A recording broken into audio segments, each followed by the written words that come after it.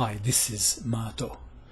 In this video I will show you a very beautiful chess game.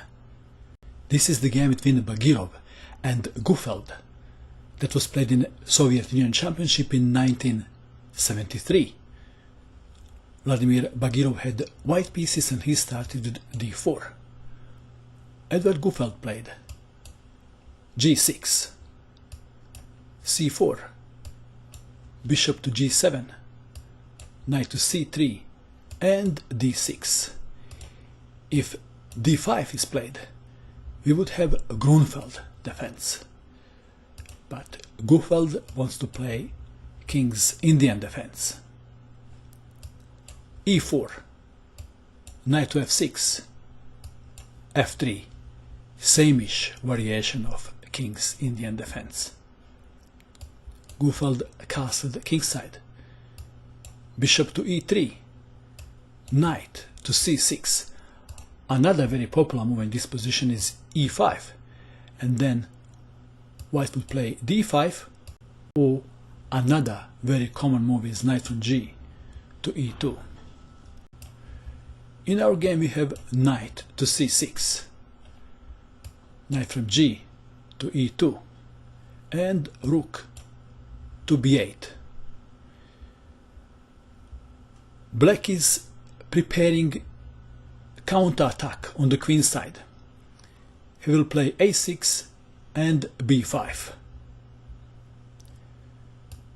Queen to d2, a6, bishop to h6, b5, h4,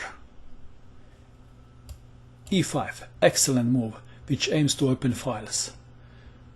Bishop takes bishop, king takes bishop, h5, and now pawn takes pawn on c4 comes to mind. Gufeld played king to h8. Why king to h8? If now queen to h6 is played, then knight to g8, attacking the queen. In the game we have knight to d5. White wants to get rid of the important defender of the black king. And now pawn takes pawn on c4. Pawn takes pawn on g6. F takes on g6. Queen to h6. Let's take it back. Is knight takes knight better? It's not, because then queen takes knight, and after queen to h6, rook to f7, and black is okay. So in the game, instead of knight takes knight, queen to h6, knight to h5, it is white to move. White was choosing between the attack with g4, winning the knight, and safety of his king, castling. What would you do? Would you go for the safety of the king, or will you go for the attack? Bagirov played g4. That move is winning the knight. If knight moves, for example, then knight takes knight, and this is not working anymore because of queen takes pawn on h7. Checkmate. So after g4, rook takes pawn on b2 was played. Perhaps now white thought that castling was better than g4, winning the knight. Pawn takes knight. Looks like that black is in trouble. But he found interesting solutions to his problems. Starting with g5, preventing of the opening of h file. Rook to g1, threat is rook takes pawn on g5. Another interesting move. And white castled inside. What happens if pawn takes pawn on g4? Then knight takes pawn on d4. Threat is knight to f3. Check, winning the rook. Black is doing well. So in the game, white castled the queen side. King is attacking the rook. Rook takes pawn on a2. And now, white has a very natural move. Pawn takes pawn on g4. Instead, white goes for the wild one. Knight from e to f4. Pawn takes knight. Knight takes on f4. And threat is knight to g6. So black didn't want to wait for knight to g6. He captured knight on f4. Queen takes rook. For the rook, black has the knight and 2 pawns. It is black to move. And black again played a very interesting move. That is c3. What is the purpose of this move? Just imagine, if knight jumps to b4, then rook to a1 is checkmate. White played bishop to c4, attacking the rook. Rook to a3. Pawn takes pawn on g4. Knight to b4, and threat is rook to a1. King to b1. We have reached the most critical position of the game. It is black to move. If you wish, you can pause the video and you can try to find the killer move that black played in this position. Ready? What did you find? Would you play this? What is protecting the bishop? Nothing. Bishop takes bishop. Why did black sacrifice the bishop? Can you see?